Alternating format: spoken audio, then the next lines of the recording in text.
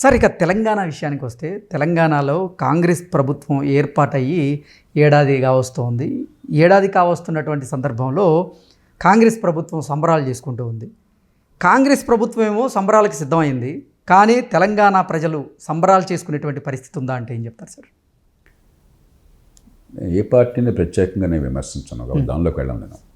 మనకేమైందంటే Krishna sir, ఎలక్షన్లో ఏదో party నెగ్గుతుంది, నెగ్గాలి కదా ఎవరో ఒకళ్ళు పోటీలో. నెగ్గిన వెంటనే ప్రజలు ఇచ్చిన మద్దతుతో ప్రజల మంచి కోసం పరిపాలన ఏం చేయాలనే ఆలోచన కాదు, వచ్చే ఎలక్షన్లో మళ్ళీ గెలుపు మందే అని ప్రకటిస్తారు. ఎగ్జాక్ట్లీ. ఈ 5 ఏళ్ళు మళ్ళీ వచ్చే ఎలక్షన్ కోసమే. అట్లాగే అసెంబ్లీ నెగ్గారు, పార్లమెంట్లో గెలుపు మందే, అది వస్తుంది. మరి పంచాయతీల్లో గెలుపు మందే, పంచాయతీలు అధికారుల్లో పాడలేవు. కానీ ఎన్నికలు అనేవి జీవన్ మరణ సమస్యగా మార్చిపారేశారు పార్టీలకి. ఎన్నికల్లో నెగ్గటం అసలు ఎందుకు నెగ్గింది? పరిపాలన ఇవ్వటం కోసం. పరిపాలన మీద దృష్టి పూర్తిగా పోయింది. రెండో సమస్య వచ్చింది తాత్కాలికమైన తాయిలాలు. సంక్షేమం ఏంటంటే వ్యక్తిగతమైనది, తాత్కాలికమైనది సంక్షేమం. అభివృద్ధి ఏంటంటే సామూహికమైనది, దీర్ఘకాలం అభివృద్ధి. ప్రభుత్వాలు ఎందుకున్నాయి? దీర్ఘకాలం మన ఉమ్మడి ప్రయోజనాలను కాపాడడం కోసం. అది పక్కన పెట్టేసి దాన్ని పూర్తిగా నిర్లక్ష్యం చేసి తాత్కాలికమైనటువంటి తాయిలాలు, అదే దృష్టి పెడుతున్నారు.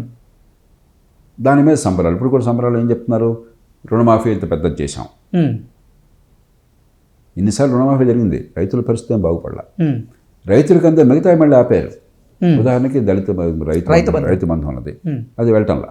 అవును, దళితులకి వెళ్ళేది. దళిత బంధు 10 లక్షలు 12 లక్షలు చేస్తామన్నారు నాకు తెలిసినంత వరకు. అవును, అది జరగట్లా నాకు తెలిసినంత వరకు. అట్లాగే ఆరోగ్యశ్రీ గతంలో కాంగ్రెస్ ప్రభుత్వం పెట్టింది, రాజశేఖర్ గారు ఉండగా. ఆ డబ్బులు చెల్లించట్లా, బకాయిలు ఉన్నాయి. ఫీ రీయింబర్స్మెంట్ కాలేజీల్లో సీట్లకి కొన్ని కాలేజీలు 100-110 కోట్ల బకాయిలు ఉన్నాయి. మరి సంక్షేమం అనే పేరుతో కొత్త సంక్షేమ పథకాల పేరుతో ఈ మోజుతో మీరే పెట్టిన పాత సంక్షేమాన్ని ఆపేస్తే మరి ప్రజలు సంతోషంగా ఎట్లా ఉంటారు? అన్నిటినీ మించి సంక్షేమమే పరిపాలన అనేది చాలా ప్రమాదకరమైన ధోరణి. ఓకే, ప్రభుత్వాల ప్రధాన కర్తవ్యం అందరికీ కావలసినటువంటి ఉమ్మడి సౌకర్యాలని, ఉమ్మడి వనరుల్ని పెంచడం, మౌలిక సదుపాయాలు కల్పన చేయడం, ఆర్థికాభివృద్ధికి ఊతం వేయటం. కాబట్టి సంక్షేమాన్ని ఆర్థికాభివృద్ధితో సమతూకాన్ని పాటించాలి. ఆ సమతూకం దెబ్బతింటుంది. ఈ నేపథ్యంలో సంబరాలు పాలకులకు వాళ్ళ కుటుంబాలకు ఉండొచ్చు తప్ప ప్రజలకి జీవితాలు బాగుపడితేనే సంబరాలు. బాగుపడాలని చెప్పంటే అభివృద్ధి, సంక్షేమం సమతూకం కావాలి. విద్యా ఆరోగ్యం స్థాయి పెరగాలి, చిన్న పట్టణాలు రావాలి, పెట్టుబడులు పెరగాలి, మౌలిక సదుపాయాలను మరింత బాగు చేయాలి, ఉపాధి కల్పన పెరగాలి. ఓకే సార్, తెలంగాణ ప్రభుత్వం ఏడాది పూర్తి చేసుకుంటున్నటువంటి నేపథ్యంలో అసలు రేవంత్ రెడ్డి గారు ఏ అంశాల మీద ఫోకస్ పెట్టారు? ఆయన ఏ అంశాల్లో తప్పటడుగులు వేశారు అంటే ఏం చెప్తారు? ప్రస్తుతం ఇప్పటిదాకా ప్రధానంగా సంక్షేమం మీద దృష్టి పెట్టారు. ఇకపోతే మూసీ ప్రక్షాళన కానీ, లేకపోతే ఈ లేక్స్, జంట నగరాల్లో సరస్సుల్లో అక్రమంగా ఉన్న వాటిని తొలగిస్తాం అని చెప్పి ఆలోచన మంచిదే.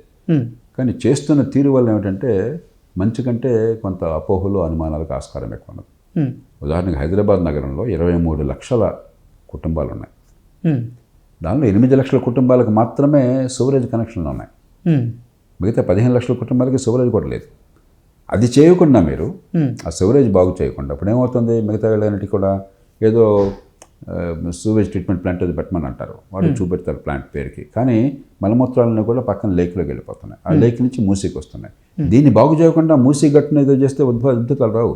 పైనుంచే వచ్చేటువంటి కాలుష్యాన్ని ఆపాలి. అది జరగాలని చెప్పంటే చాలా డీటెయిల్డ్ పని జరగాలి. 23 లక్షల ఇళ్ళకి ఉంటే, కుటుంబాలు ఉంటే, 8 లక్షలకే మీకు సివరేజ్ ఉంటే ఈ 15 లక్షలకి సివరేజ్ ఇవ్వటం ఎట్లాగా? సూవేజ్ని ట్రీట్ చేయడం ఎట్లాగా? ఒక్క లేక్లో కూడా సూవేజ్ కలవకుండా ఆపటం ఎట్లాగా? అది ప్రధానం. దానిలో గ్లామర్ లేదు, దానిలో చాలా కష్టం ఉన్నది, దానిలో ప్రచారం ఉండదు, ఆర్భాటం ఉండదు, పని ఉంటుంది. అది పక్కన పెట్టేసి 2 రోజులు ఆడవాడు చేస్తున్నాం, బిల్లును కూల్చి సమనం మరొకటనం.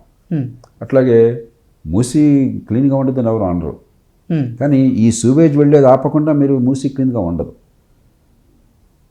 అంచేత ప్రచారం కోసం మాత్రమే పథకాలు ఉంటే లాభం లేదు. దూరదృష్టితో దీర్ఘకాలిక ఆలోచన చేయాలి, చాలా లోతుకు వెళ్ళాలి, సరిగ్గా అమలు కావాలి. ప్రజలకి సంక్షేమం పెరగాలి, నిజమైన సంక్షేమం పెరగాలి. సంక్షేమం కూడా అందరికీ అందేటువంటి పరిస్థితి ఇప్పుడు లేదు అంటూ ప్రతిపక్షాలు అయితే గగ్గోలు పెడుతూ ఉన్నాయి. ఇప్పుడు ప్రతిపక్షాలు సరే ఏదో మాట్లాడతారు వాళ్ళ ఇష్టం, కానీ ఈవేళ కాలేజీలకి ఫీ రీయింబర్స్మెంట్ వెళ్ళట్లేదన్నమాట వాస్తవం. నాకు అందిన సమాచారం కాదు మీరు చూసుకోండి. చాలా ఏళ్ళుగా బకాయిలు పెరిగిపోయినమాట వాస్తవం. మరి ఆరోగ్యశ్రీ బకాయిలు పెరిగిపోయినమాట వాస్తవం. దళిత బంధు ఇంకా ఎక్కువ చేస్తామని చెప్పినది అందనమాట వాస్తవం. మరి రైతులకి ఇప్పుడు ఇవాళ పేపర్లో చూశాను, ఏదో వచ్చే ఏప్రిల్ తర్వాత ఏదో మనం కాస్త రైతు బంధు ఇచ్చే ప్రయత్నం చేస్తామని చెప్పాను. కాబట్టి చివరికి ఏమవుతుంది, మనకి ఉన్న వనరులన్నీ కూడా జీతాలు, పెన్షన్లు, వడ్డీలు చెల్లింపు, సంక్షేమం, దీంతో కూడా చాలట్లా. అప్పులు చేస్తే సంక్షేమం వగేరా సాధ్యమవుతున్నాయి. అప్పు చేసి జీతాలు ఇచ్చే పరిస్థితి వస్తే భవిష్యత్తు ఏమవుతుంది? మీ పిల్లల మీద భారం పెడుతున్నారు. అసలు మిగులు బడ్జెట్తో ఉన్నటువంటి తెలంగాణ రాష్ట్రం అప్పుల ఊబిలో కూరుకోవడానికి కారణం కరెక్ట్. 14వ ఆర్థిక సంఘం ఆనాడు మన వై వేణుగోపాల్ రెడ్డి గారు తెలుగు అధికారి ఆయన దానికి అధ్యక్షుడిగా ఉన్నారు. ఆ అధ్యక్షుడిగా ఉన్న సంఘం దేశం మొత్తంలో అతి ఎక్కువ మిగులున్న రాష్ట్రం తెలంగాణ అని చెప్పి తేల్చారు. 1,16,000 కోట్ల రూపాయల మిగులును తేల్చారు 5 ఏళ్ల కాలంలో. ఈవేళ మిగతా రాష్ట్రాల సరసన మనం కూడా చేరిపోయి కాస్త అప్పులు చేయాల్సిన పరిస్థితి వచ్చి, ఇది రోజువారీ ఖర్చులకి, జీతభత్యాల చెల్లింపుకి, సంక్షేమ పథకాలకు అప్పులు చేయాల్సిన పద్ధతి వచ్చి అప్పు చేసి పప్పు కూడా అవుతున్నది. అది కూడా చేయలేక కొన్ని పథకాలు ఆపేస్తున్నారు. అభివృద్ధిని పక్కన పెట్టేశారు. అభివృద్ధికి సంక్షేమానికి సమతూకం దెబ్బతిన్నది. పైసామే పరమాత్మ. రేపొద్దున పెట్టుబడులు పెరగాలి, ఆర్థికాభివృద్ధి మరింత వేగంగా జరగాలి, ఉపాధి కల్పన జరగాలి, అందరికీ ఆదాయాలు పెరగాలని చెప్పంటే ఈవేళ మీకు జాగ్రత్త పొదుపుగా ఉండి సరిగ్గా పెట్టుబడులు పెట్టగలగాలి, పెట్టుబడులను ఆకర్షించగలగాలి. ఆ శక్తి లేకుండా ఆర్భాటాలు, హడావిడి ప్రచారం చేస్తుంటే ఆర్థిక వ్యవస్థ అట్లానే నిలిచిపోతుంది. ఓకే సార్, ఇంకొకటి